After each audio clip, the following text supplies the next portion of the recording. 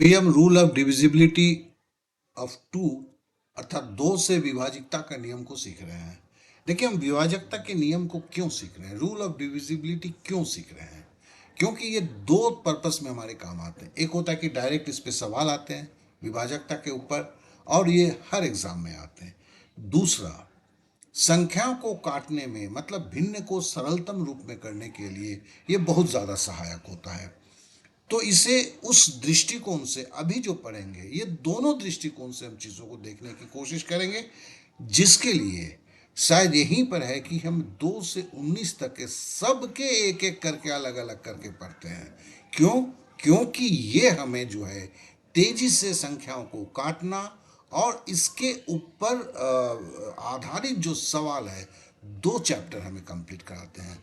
तो इसके लिए इसके ऊपर थोड़ा सा ज़्यादा ध्यान देते हैं। तो चलिए पहले 2 से विभाजकता के नियम को जान लेते हैं। तो देखिए, इकाई अंक, इकाई संख्या अगर सम है, अब सम का मतलब क्या हुआ?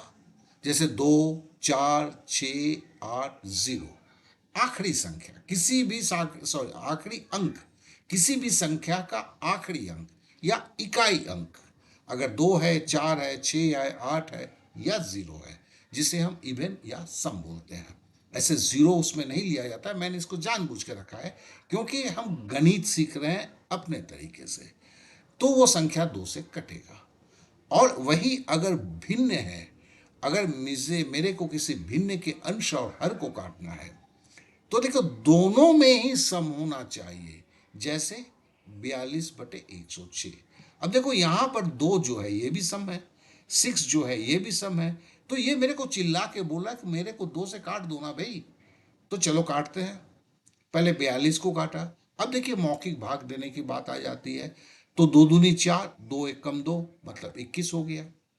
अब 106 को भाग देना है, 2 से दे रहे हैं, मनी मन दे रहे हैं। 5 दूनी 10, 3 दूनी 6, 53।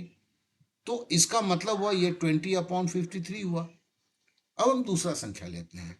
180, देखो 0 है, सम है। 326, ये भी 6 सम है। अब इसे हम 2 से काटते हैं। तो 9 दूनी 18 और 0, 9 दूनी 18 और शून्य बैठ गया तो 90 हो गया। ये 2 से कट गया।